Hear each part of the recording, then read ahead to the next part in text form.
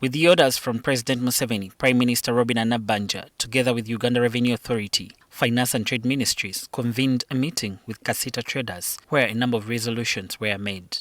Part of these resolutions is the meeting of the entire trading community tomorrow to forge ways over the problems arising from taxation. In this meeting, Prime Minister Nabbanja asked traders to halt their protests and resume work, although KACITA leadership seemed unsatisfied with the resolution. On textile garments and tax adjustments, we have all agreed that this is a policy matter which cannot be decided in this meeting.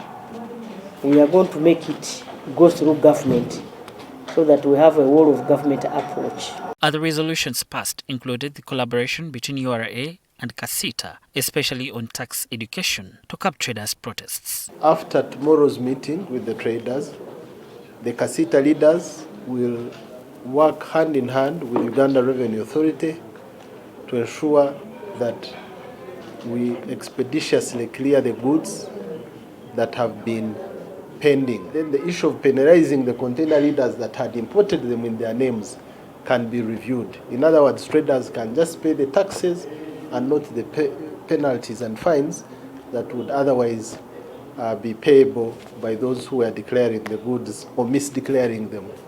On the issue of Chinese investors engaging in wholesale and retail business, tax reduction, especially on import duty and tax per kilogram, Nabbanja said it's a policy issue that needs government or cabinet intervention. We have agreed that the Prime Minister communicates to the President and to whoever has authority to remove the taxes on garments and the textiles in kilos.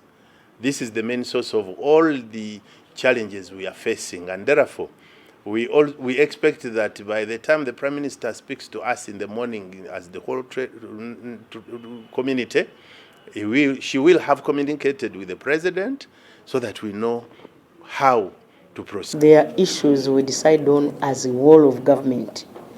And so we have picked some of these issues.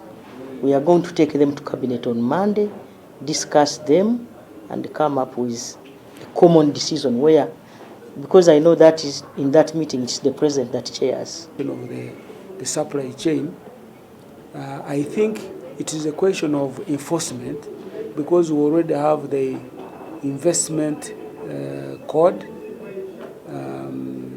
of 2019, which restricts the scope of businesses that can be done by the foreigners. In this meeting, it was also noted that the traders' grievances hadn't gotten solutions because of the many associations where they subscribe. They've also been asked to come up with one trading umbrella. This meeting was a result of the early morning protests.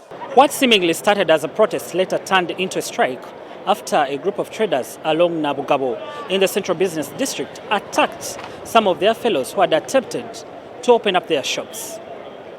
This was after the traders under the umbrella of KACITA called for a protest against high taxes by URA, Chinese investors engaging in retail business, and UNBS's unfair treatment, among other issues. Chinese into our shops, why shouldn't they go back to the what? To the factories. If they are investors, let them stay in the factories. We shall buy from them. We have no problem with them. The taxes are very high. Kenya pays for a container. It pays $22,000. Uganda, we pay $130. Almost 300 million per container. That is too much. We feel that we've not been listened to, and also there is the problem also of mediocres, like conmen.